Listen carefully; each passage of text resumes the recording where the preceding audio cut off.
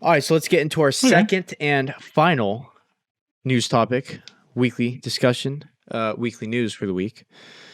This one's a big one, Germs. This one's a big one.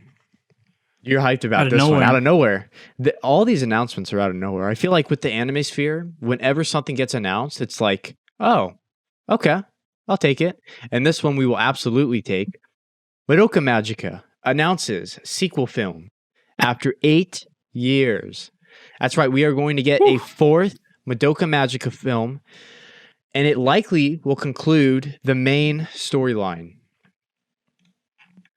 Insane stuff. What do you think, Germs? What do you think? Because I remember hearing about a sequel season and all that stuff. I think that might. I think even with this fourth movie, I think there might be still a sequel season possibly. Yeah. Because it's been a while since that was announced. So maybe they turned that sequel season like, maybe we'll just make it a movie. But just seeing how, because the third movie ended so spicy, there's so many open things going up there. So seeing how this is gonna conclude the series, if it does, it's gonna be real spicy. The fights are like the one question, it's a little bit spoilers, but yeah, just like for anyone watching, spoilers ahead. We're gonna get into some spoilers with this talk. Go ahead, Germs. Go ahead. Because like everyone else, who's alive from. That's kind of big. Like, is it gonna be just Madoka and I've heard her name is, but her friend. Yeah. Is it gonna be just those two? Like, can you really make a whole movie out of that? But yeah, it's some real spicy stuff to see how this continues the story. Because like halfway, like the first half of the movie, it's like, okay, I understand what's going on here. The third movie, things are making sense. The third movie we're talking about. Yeah, the third movie. The third. So let's just set the scene. There's 3 Madoka Magic. So there's the main series. 12 episodes, 2 movies. The first 2 movies recap the series. The one that me and Germ saw was the third movie, which is a continuation of the first season, 12 episodes.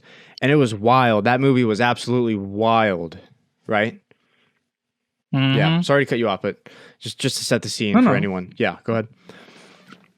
Yeah, so like the first half of the movie is like, you continue off of those characters, some die or whatever, and what happens to them. It's like, okay, some spice, and then it's like, okay, like, oh, you're obviously you don't check the timeline. It's like, okay, I'm watching. It's like, okay, the movie's about to be done here. Madoka's become a god and all that kind of stuff, and it's like, okay, spicy. Okay, that's the end of the movie right there. That's all some crazy stuff, and it's like, no, that's only halfway through the movie.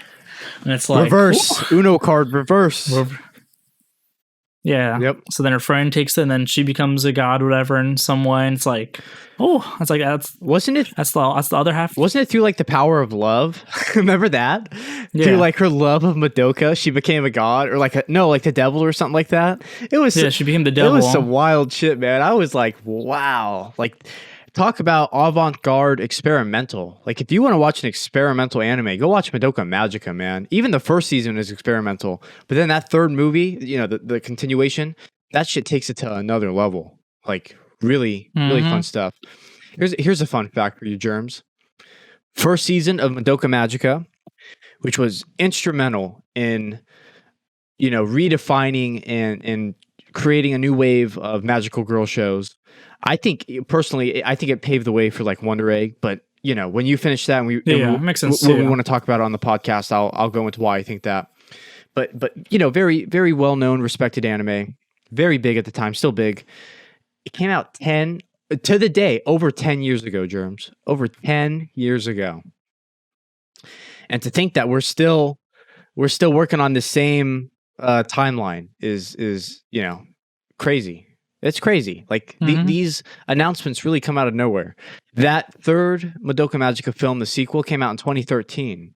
So, like I said, this is a sequel to that film being announced 8 years after the fact. So, well, that actually has happened to a lot of things. Like with Devil's a Part-Timer, yep. That's got another season. So I feel like, well, this is just me, but Infinite Shadow Season 3, I won't be mad.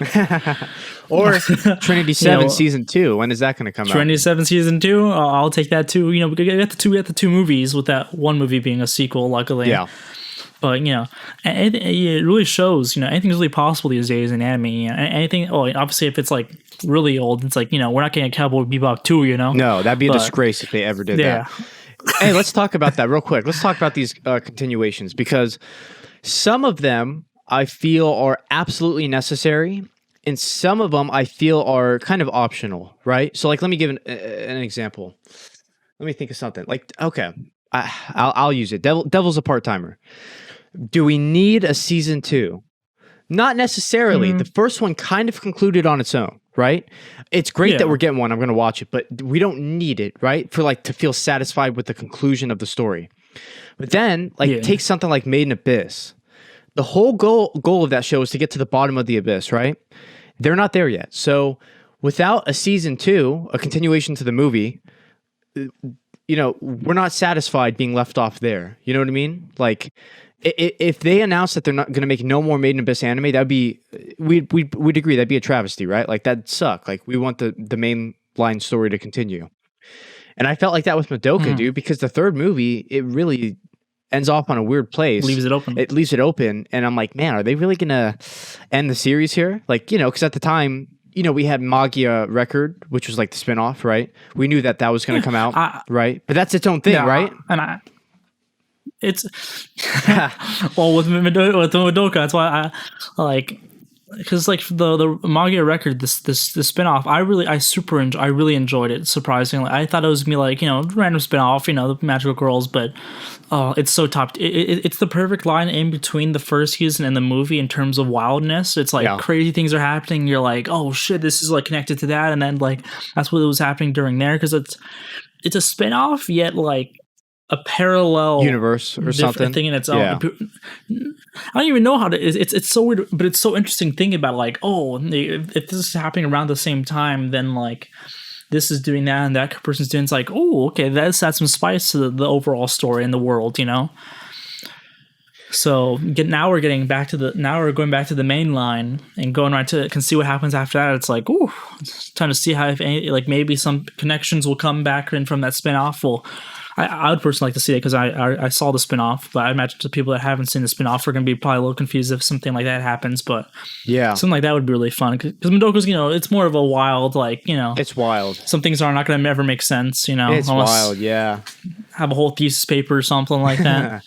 For those who have seen Wonder Egg Priority, and it's very experimental and avant-garde, and it kind of follows in Madoka's footsteps in a way. If you thought that was experimental, go watch the first season of Madoka and then watch the OG. Then watch the sequel film. That sequel film is like, it felt like end of Evangelion, but like in the modern day. Like, it was just wild, like crazy, like even worse. Like, probably one of the most, if not the most experimental anime I've ever seen. So, and I didn't feel satisfied with the ending. I like the ending. I'm like, oh shit, this is nuts. But it is good to know that this mainline story, and I assume they're going to conclude it with this next movie. So if this is a conclusion, it is nice to get at least a conclusion to this mainline story, which is, good for all Madoka fans out there. Yeah.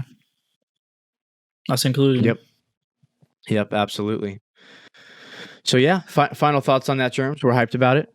Maybe, definitely. Maybe in anticipation, we'll finally actually watch those first 2 recap movies as a way to get back into the story. Because get back into it. I've seen the first season twice now, but that third movie, I'd have to rewatch that one before I go into this one, because that one was a wild ride.